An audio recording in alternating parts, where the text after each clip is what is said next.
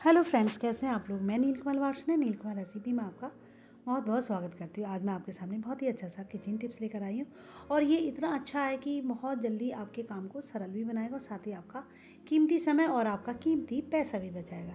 तो चलिए अपनी वीडियो की तरफ चलते हैं। देखिए, जब हम बर्तन को धुलते हैं तो स्टील का जूना साफ़ करने के लिए लेते हैं। कुछ बर्तन ऐसे होते हैं जिसमें स्टील का जूना इस्तेमाल करते हैं, जैसे ये जाली है। और जाली जब हम स्टील के जूने साफ़ करते हैं तो अक्सर क्या होता है कि स्टील का जो जूना होता है टूट जाता है, अक्सर हमारे हाथों पे लग जाता है या जाली पर चिपक जाता है और बड़ी परेशानी होती है, हाथ में घाव भी हो जाते हैं। कितना भी अच्छा आप जूना ले लीजिए, इस तरह से परेशानी आती है। तो इसके लिए बहुत ही सिंपल सा मैं आपको तरीका बताती हूँ, बहुत अच्छा सा टिप्स बताती हूँ। सबसे पहले आप एक खाली बोतल ले लीजिए, छोटी सी बोतल लीजिएगा, ज़्यादा बड़ी बोतल नहीं, और उसका रैपर हटा दीजिए और ऊपर साइड से उसको चाकू से या कैंची से उसको काट लीजिए। तो देखिए, मेरे ऊपर साइड से कैंची से इसको काट लिया है और काटने के बाद इसको थोड़ा सा मैं और कट करूँगी, जिससे ऊपर का बस थोड़ा सा हिस्सा ही इसमें रह जाए। तो देखिए, इस तरह से इसको हम अलग कर देंगे और फिर ये ऊपर साइड से थोड़ा सा हम इसको और कट करके अलग कर देंगे। इस तरह से ऊपर का साइड का बस थोड़ा सा हिस्सा जो है हमें चाहिए, देखिए इतना छोटा सा। इसके बाद हम लेंगे स्टील का जूना। स्टील का जूने को लेने के बाद हम ले लेंगे कोई भी धागा या सुतली ले लीजिए और उसका एक छोटा सा टुकड़ा हमें चाहिए बस। और देखिए, जो जो आपका जूना है, जूने में आप बीच से इस तरह से एक होल कीजिएगा और उसमें आप बांध लीजिए अपनी सुतली या धागा जो भी आपने लिया हुआ है, उसको 2 गांठ से बांध लीजिएगा। और बांधने के बाद जो शीशी जो बोतल जो आपने ली थी, जो ऊपर से उसको कट किया था, उस बोतल को आप ले लीजिए और इस तरह से नीचे साइड से उसमें ऊपर की तरफ जो सुतली थी उसको निकाल लीजिए। और निकालने के बाद आप लगा दीजिए उसमें ढक्कन, जो बोतल का ढक्कन है वो ढक्कन उसमें लगा दीजिएगा।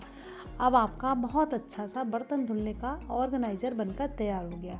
ना आपके हाथ में घाव होगा, ना आपका जूना जो है टूट टूट कर जाली पर चिपकेगा और ना ही आपको कोई परेशानी होगी। बर्तन मांजने में सबसे ज़्यादा परेशानी होती है स्टील का जूना इस्तेमाल करने में। जो एक्स्ट्रा सुतली है उसको काट दीजिएगा और उसके बाद आप मांजिए अपने बर्तन, और वो भी फटाफट। बहुत ही बढ़िया तरीका है।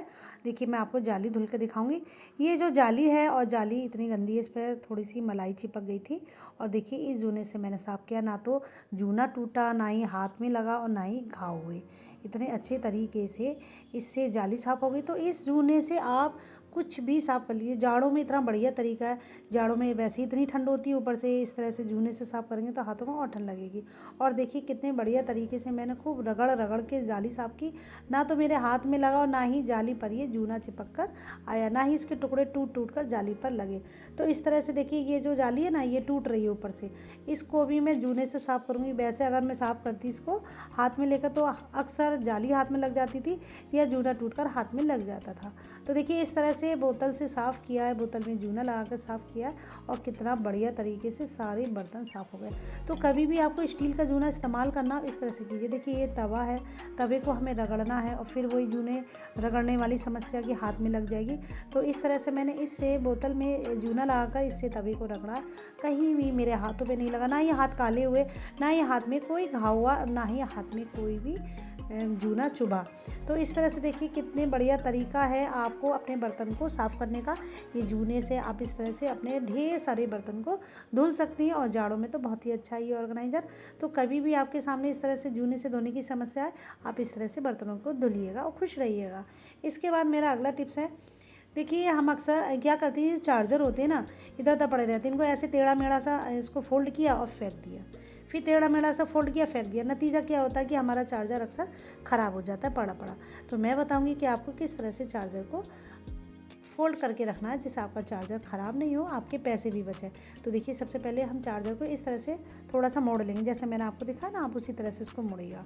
उसके बाद इसका जो आगे का हिस्सा है और जहाँ पर पिन है, उस साइड से इसको इस तरह से मोड़ते हुए इसको फोल्ड कर देंगे और ये जो इसका हिस्सा जो बचा है, इसको हम इस तरह से अंदर साइड में इस तरह से लगा देंगे। तो देखिए, इतना सुंदर सा आपका ये बनकर तैयार हो गया। इस तरह से आप इसको कहीं भी हैंगिंग कर दीजिए, आपका चार्जर इधर उधर पड़ के ख़राब नहीं होगा। और देखिए, मैं दूसरा वाला भी आपको इसी तरह से फोल्ड करके दिखाऊंगी। तो सबसे पहले आप आगे की साइड से इसको थोड़ा सा इस तरह से मोड़ लीजिए, जैसे मैंने मोड़ा है, और उसके बाद फिर ये जो इसकी वायर है उसको पिन की साइड में इस तरह से फोल्ड करते हुए 2-3 बार इसको फोल्ड कीजिएगा और जो इसका लास्ट वाला हिस्सा है उसको इस तरह से अंदर की साइड में कर दीजिएगा। तो इस तरह से देखिए आप अपने चार्जर को टांग सकते हैं, ये ख़राब भी नहीं होगा। और इधर उधर पड़े खो जाते हैं या ख़राब हो जाते हैं, वो ख़राब भी नहीं होंगे, ना ही खोएंगे। आप किसी भी कील पर इस तरह से अपने चार्जर को फोल्ड करके टांग दीजिएगा।